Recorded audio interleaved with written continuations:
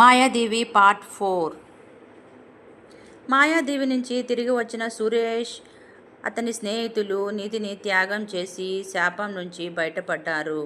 జీవితంలో మళ్ళీ శాంతి నెలకొంది అనుకుంటుండగా ఒకరోజు అనితకు ఒక వింత కల వచ్చింది.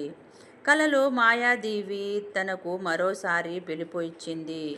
మా రహస్యం పూర్తిగా వెల్లడించబడలేదు. మీరందరూ మళ్ళీ రావాలి. నిజమైన నిజ కోసం మళ్ళీ ప్రయాణం. అనిత కలను పరిగణంలోకి తీసుకుని ఈసారి మరింత జాగ్రత్తగా సన్నాహాలు చేసింది. సురేష్, శ్రీనివాస్, రాజు మరియు ప్రొఫెసర్ విశ్వేశ్వరరావుతో కలిసి మళ్ళీ ప్రయాణం ప్రారంభించారు. ఈసారి వారు నావలో కేవలం పాత పట్టాలు మాత్రమే కాకుండా కొన్ని ఆధునిక పరికరాలు కూడా తీసుకువెళ్లారు.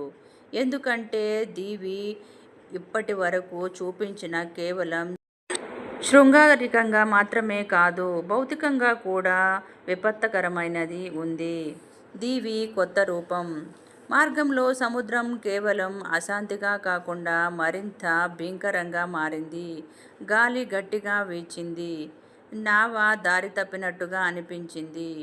కానీ ఎట్టకేలకు మాయాదేవి దరిచేరగానే దీవి ఈసారి మరో రూపంలో ఉంది. చెట్లకు పసుపు రంగు వెలుగులు, కొండలు బంగారు కాంతులు వెలువరించాయి. ఇది స్వర్గంలా అనిపించింది. కానీ ప్రొఫెసర్ విశ్వేశ్వరరావు వారిని హెచ్చరించాడు. దీపాన్ని మాయావేషం అనుకోండి. నిజమైన పరీక్ష ఇప్పుడే ప్రారంభమవుతుంది. పాత పట్టాలో కొత్త క్లూ. ఆలయంలోకి అడుగు పెట్టగానే పాత పట్టాలు ఒక ప్రాచీన మంత్రాన్ని సూచించింది. ఇది నిశ్చలం కాదు. అది తెలివి, ధైర్యం మరియు కల్పనకు కోరుకుంటుంది మాత్రమే నిజమైన రహస్యం వెలుగులోకి వస్తుంది. 3 పరీక్షలు. మొదటిది ధైర్య పరీక్ష. మొదటి గదిలో వారు తమను వెంబడించే వందలాది సర్పాలను ఎదుర్కొంటారు. అయితే వారు ఎటువంటి చర్య తీసుకోకుండా నిశ్చలంగా ఉండగా సర్పాలు ఆగిపోయి మాయమయ్యాయి. ధైర్యంగా ఉండడమే అసలైన పరీక్ష అని వారికి అర్థమైంది. రెండవది తెలివి పరీక్ష. రెండవ గదిలో ఒక పెద్ద పజిల్ కనిపించింది. అక్కడ పాత భాషలో రాసిన పదాలు. నీ ముందు ఉన్న మార్గం నీ ఆత్మ ప్రతిబింబం.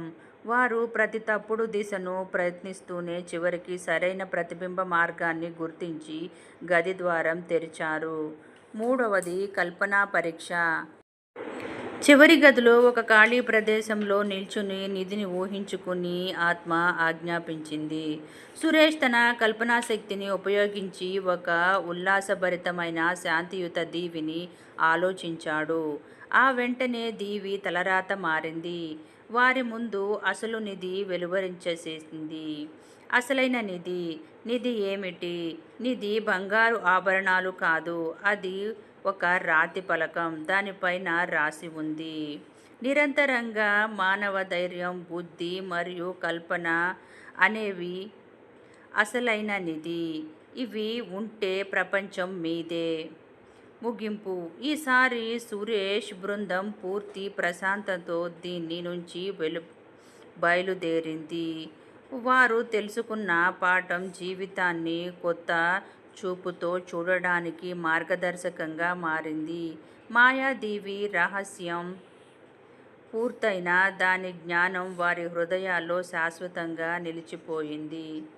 మాయాదేవి ఇప్పుడు పూర్తిగా ఇష్టమైంది.